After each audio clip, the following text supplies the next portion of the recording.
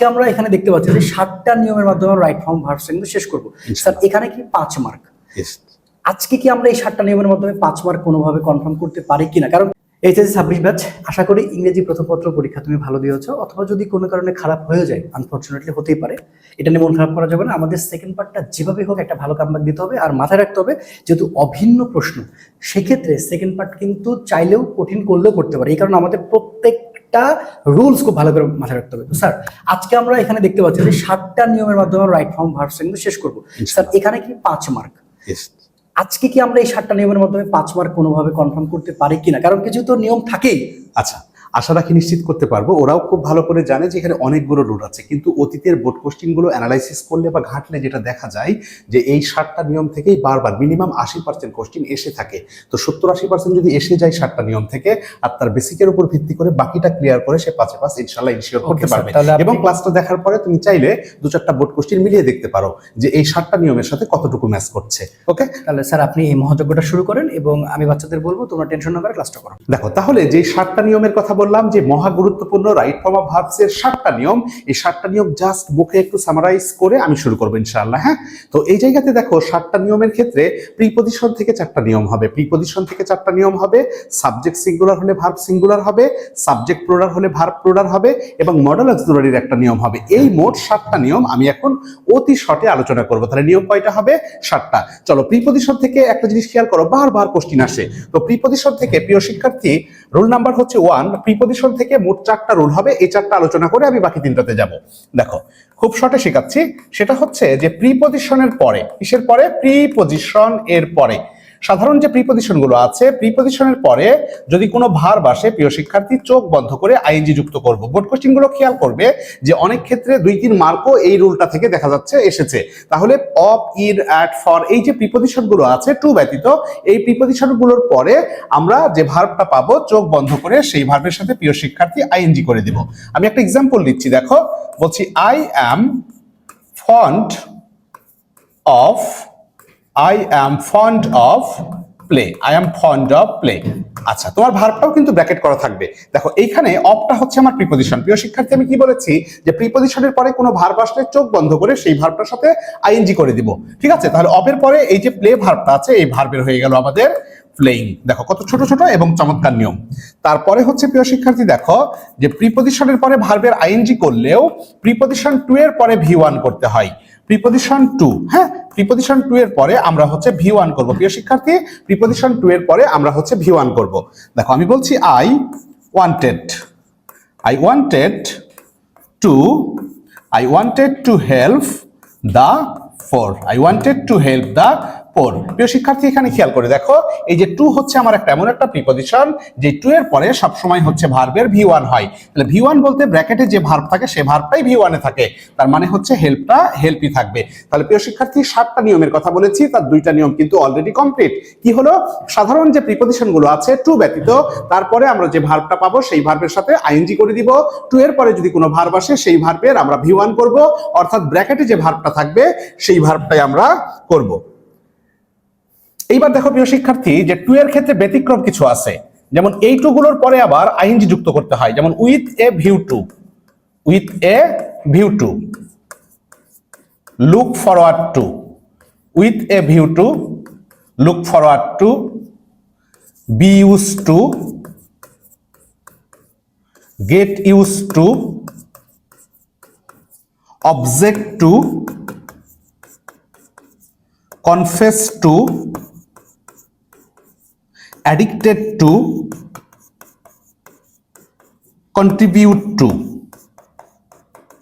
প্রিয় শিক্ষার্থী, এই সমস্ত 2 এর পরে তোমাকে হচ্ছে আবার ভার্বের আইএনজি করতে হবে। এই সমস্ত 2 এর পরে ভার্বের সাথে কি করতে হবে? আইএনজি করতে হবে। তাহলে আমরা জানলাম যে 2 এর পরে V1 হয়, কিন্তু ব্যতিক্রম যে 2 গুলো আছে আমরা একবার বলি, with a view to, look forward to, be used to, get used to, object to, confess to, addicted to, contribute to. এই সমস্ত 2 এর পরে প্রিয় শিক্ষার্থী আমরা হচ্ছে ভার্বের সাথে আইএনজি যুক্ত করব। দেখো, আমি একটা এক্সাম্পল দিচ্ছি। আমি বলছি যে I am going to school, I am going to school with a view to, I am going to school with a view to learn something, তার মানে হচ্ছে আমি স্কুলে যাচ্ছি কিছু শেখার উদ্দেশ্যে। প্রিয় শিক্ষার্থী, আমার নিয়মটা হচ্ছে যে যদি উইথ এ ভিউ টু থাকে, এইটা খেয়াল করে দেখো, উইথ এ ভিউ টু, তাহলে উইথ এ ভিউ টু এর পরে ভার্বের আমরা কি করে দিব, আইএনজি করে দিব। উইথ এ ভিউ টু এর পরে আমরা ভার্বের কি করে দিব, আইএনজি। লার্ন ভার্বটা হবে প্রিয় শিক্ষার্থী লার্নিং। দেখো কত ইজি, ঠিক আছে। এইভাবে করে আমরা হচ্ছে দেখো তিনটা নিয়ম কিন্তু অলরেডি ক্লিয়ার করে ফেলেছি। আর একটা প্রিপজিশনের মহা গুরুত্বপূর্ণ নিয়ম, সেটা হচ্ছে প্রায়শই আমরা ভুল করি, সেটা হচ্ছে যে প্রিপজিশন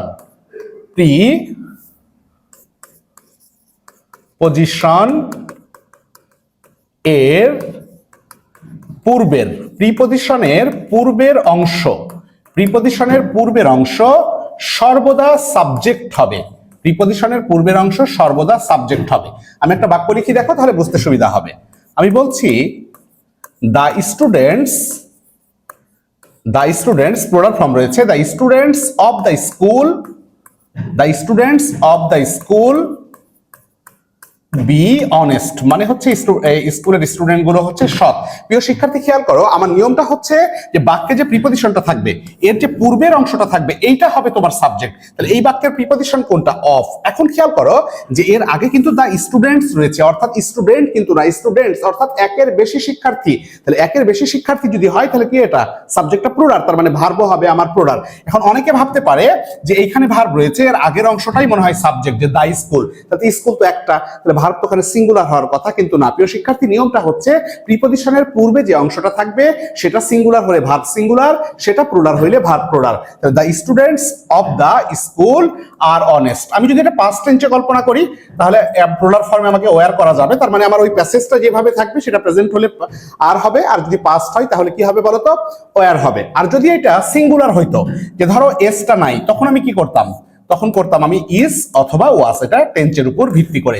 প্রিয় শিক্ষার্থী, প্রিপজিশনের 4টা মহা গুরুত্বপূর্ণ নিয়ম কিন্তু অলরেডি আমি শেষ করে ফেলেছি। চলো 4টা হচ্ছে আমার সাথে একবার রিভিশন হয়ে যাক। প্রথম নিয়মটা ছিল যে প্রিপজিশনের পরে কোনো ভার্ব পেলে চোখ বন্ধ করে ভার্বের সাথে আইএনজি যুক্ত করব। প্রিপজিশন টু এর পরে কোনো ভার্ব পেলে ভিউ অন করব, অর্থাৎ ব্র্যাকেটে যে ভার্ব থাকবে সেটা অপরিবর্তিত রেখে দিব। কিন্তু ব্যতিক্রম কিছু টু পড়লাম, যে with a view to, look forward to, be used to, get used to, object to, confess to, addicted to, contribute to, এই সমস্ত টু এর পরে প্রিয় শিক্ষার্থী ভার্বের সাথে আমাদের আইএনজি যুক্ত করতে হবে। আর কেবল যে নিয়মটা পড়েছি যে প্রিপজিশনের পূর্বের অংশ সব সময় হচ্ছে আমাদের কি হবে বলতো, সব সময় আমাদের সাবজেক্ট হবে, অর্থাৎ এটা সিঙ্গুলার হলে ভার্ব সিঙ্গুলার, এটা যদি প্লুরাল হয় তাহলে ভার্ব হবে প্লুরাল। প্রিয় শিক্ষার্থী, আবারও বলে দিই, এই 7টা নিয়মের মাধ্যমে তোমার মেজরিটি কভার করবে, কিন্তু তুমি বাকি যে নিয়মগুলো অতীতে দেখে রেখেছো বা পড়ে রেখেছো সেগুলা দেখতে পারো এটার পাশাপাশি। ওকে, এইবার দেখো রুল নাম্বার 5 নাম্বার রুলে প্রিয় শিক্ষার্থী খুবই গুরুত্বপূর্ণ, তোমরা বোর্ড কোশ্চেন দেখলে বুঝবে। এই যে মডাল ভার্ব বা মডাল অক্সিলারির পরে সবসময় প্রিয় শিক্ষার্থী ভি1 হয়। মডাল কোনগুলো, মডাল এক ধরনের auxiliary verb, can, could, may, might, will, would, shall, should, এইগুলোর পরে প্রিয় শিক্ষার্থী ব্র্যাকেটে যে ভার্বটা থাকবে ওই ভার্বটা অপরিবর্তিত রাখবো, অর্থাৎ ভার্বটার ভি1 হবে। দেখো আমি বলছি যে I could help the man, আমি মানুষটিকে সাহায্য করতে পারতাম। প্রিয় শিক্ষার্থী, এই যে কুড হচ্ছে আমার মডাল অক্সিলারি, তো মডাল সমান কি হবে, ভার্বের ভি1 মানে ব্র্যাকেটে যে ভার্ব থাকবে সেই ভার্বটাই আমি রেখে দিব, তার মানে হেল্পই হবে। দেখো 5টা নিয়ম ক্লিয়ার। তবে প্রিয় শিক্ষার্থী, এইখানে মাঝে মধ্যে এই মডাল প্লাস বি চলে আসে। দেখো মডাল প্লাস বি, অর্থাৎ মডালের পর যদি বি থাকে তাহলে আবার ভার্বের ভি3 করে দিবে, এই কথাটুকু একটু মনে রাখবে। তাহলে যদি মডাল অক্সিলারি থাকে, can, could, may, might, will, would, shall, should, এইগুলোর পরে প্রিয় শিক্ষার্থী ভার্বের হবে ভি1। তবে মডালের পরে অর্থাৎ ধরো ক্যান বি বা হচ্ছে কুড বি, অর্থাৎ মডাল অক্সিলারি পরে যদি বি আসে প্রিয় শিক্ষার্থী, তাহলে ভার্বের করে দিবে ব্র্যাকেটের ভার্বের হচ্ছে ভি3। এইবার দেখো রুল নাম্বার হচ্ছে আমাদের 6 এবং 7, এই দুইটা নিয়ম মহা গুরুত্বপূর্ণ। কেন মহা গুরুত্বপূর্ণ? দেখো রাইট ফর্ম অফ ভার্বসের 50% নিয়ম এই দুইটার মাধ্যমে মোটামুটি কভার হয়। সেটা হচ্ছে ভার্ব কিসের উপর ভিত্তি করে হয়, সাবজেক্টের উপর ভিত্তি করে হয়, অর্থাৎ সাবজেক্ট যেমন হবে তোমার ভার্বও তেমন হবে। সাবজেক্ট কেমন হতে পারে, হয় সিঙ্গুলার হবে, না হলে কি হবে, প্লুরাল হবে। তাহলে 6 নম্বরে আমি বলছি যে সাবজেক্ট সিঙ্গুলার।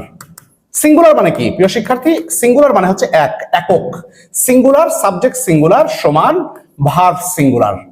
ওকে, তাহলে সাবজেক্ট সিঙ্গুলার সমান ভার্ব সিঙ্গুলার। আমি বলছি the student be playing football, the student be playing football. খেয়াল করে দেখো প্রিয় শিক্ষার্থী, এখানে হচ্ছে আমি কি বলছি, দ্য স্টুডেন্ট। এটা স্টুডেন্টস না স্টুডেন্ট? স্টুডেন্ট, তার মানে হচ্ছে দ্য স্টুডেন্টটা সিঙ্গুলারকে বোঝাইছে। কাকে বোঝাইছে? সিঙ্গুলারকে। একজন শিক্ষার্থীর কথা বলছে, তার মানে হচ্ছে আমার ভার্বটাও এখানে সিঙ্গুলার নিতে হবে। আমি যদি সেন্টেন্স হিসাবে কল্পনা করি তাহলে এটা প্রেজেন্ট টেন্সেও কল্পনা করতে পারবো, পাস্ট টেন্সেও পারবো। প্রেজেন্ট টেন্সে ধরলে কি হবে? The student is playing football. আমি যদি পাস্ট টেন্সে কল্পনা করি তাহলে ওয়াজ হচ্ছে পাস্ট টেন্সের সিঙ্গুলার ফর্ম। তবে এটা হচ্ছে আমাদের সেন্টেন্স ওয়াইজ থাকবে না, একটা হচ্ছে প্যাসেজের মতো করে থাকবে, একটা অংশ দেয়া থাকবে কয়েক লাইনে, একটা গল্পের মতো করে। সেটা যদি প্রেজেন্ট টেন্সে থাকে তাহলে প্রেজেন্ট টেন্সে হিসাবে আমি ভার্বটা নিব, যদি পাস্ট টেন্সে থাকে তাহলে পাস্ট টেন্স হিসাবে নিব। প্রিয় শিক্ষার্থী, শেষ নিয়ম দেখো, সাবজেক্ট প্লুরাল হলে, প্লুরাল মানে কি প্রিয় শিক্ষার্থী? একের বেশি।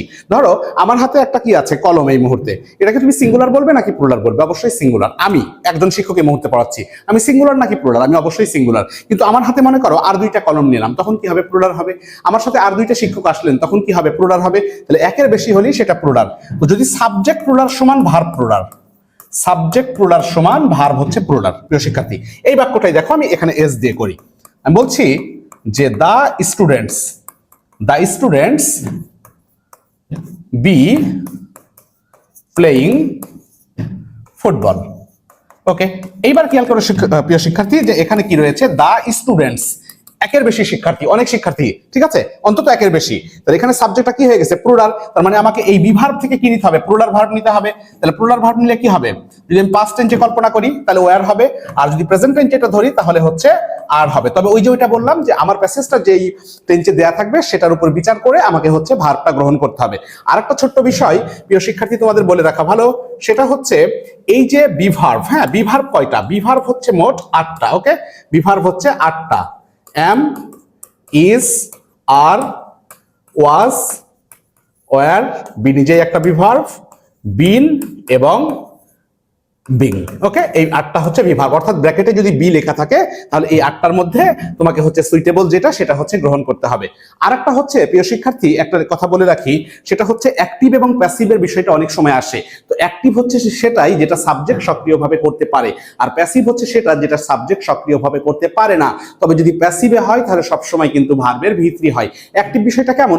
আমি বলছি যে রহিম বাস চালাই, রহিম বাস চালাই বা রহিম বাস চালাচ্ছে, তাহলে এটা কিন্তু অ্যাক্টিভ, কারণ রহিম বাস চালাতে পারে। কিন্তু আমি যদি বলি যে রাস্তায় বাস চলছে, তাহলে কিন্তু এটা প্যাসিভ, কারণ বাস একা একাই চলতে পারে না। ওই যে আমরা অনেক সময় বলি না যে আজকে রেজাল্ট প্রকাশিত হলো, তো রেজাল্টের কি ক্ষমতা আছে? একা একাই প্রকাশিত হওয়ার ক্ষমতা নাই। তাহলে সাবজেক্ট যদি প্রিয় শিক্ষার্থী নিষ্ক্রিয় হয় বা তার দ্বারা কার্য সম্পাদন অসম্ভব হয়, তাহলে সেই ক্ষেত্রে বা প্যাসিভ হয়, তাহলে সেই ক্ষেত্রে অবশ্যই ভার্বের ভিত্তি হবে।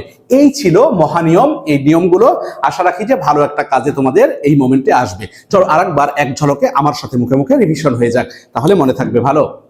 প্রথম নিয়মটা ছিল প্রিয় শিক্ষার্থী, প্রিপজিশনের পরে কোনো ভার্ব পেলে আইএনজি যুক্ত করব, প্রিপজিশন টু এর পরে ভার্ব পেলে ভি1 করব, ব্যতিক্রম to, with a view to, look forward to, be used to, get used to, object to, confess to, addicted to, contribute to, এগুলোর পরে ভার্ব পেলে আইএনজি করে দিব। এবং প্রিপজিশনের পূর্বের অংশ সবসময় আমাদের সাবজেক্ট হবে। মডাল অক্সিলারির পরে ভার্বের আমরা হচ্ছে ভি1 করব, তবে মডালের পরে যদি বি বসে তাহলে ভার্বের ভি3 করব। সাবজেক্ট সিঙ্গুলার হলে ভার্ব সিঙ্গুলার, সাবজেক্ট প্লুরাল হলে ভার্ব প্লুরাল। আরেকটা কথা যেটা আমি বললাম যে বি ভার্ব হচ্ছে 8টা, am, is, are, was, were, be, been, being. আরেকটা কথা বলেছি সবশেষে, সেটা হচ্ছে প্যাসিভ ভয়েসের ক্ষেত্রে সব সময় ভার্বের ভিত্তি করতে হবে। ওকে, আল্লাহ হাফেজ, হ্যাপি রিডিং।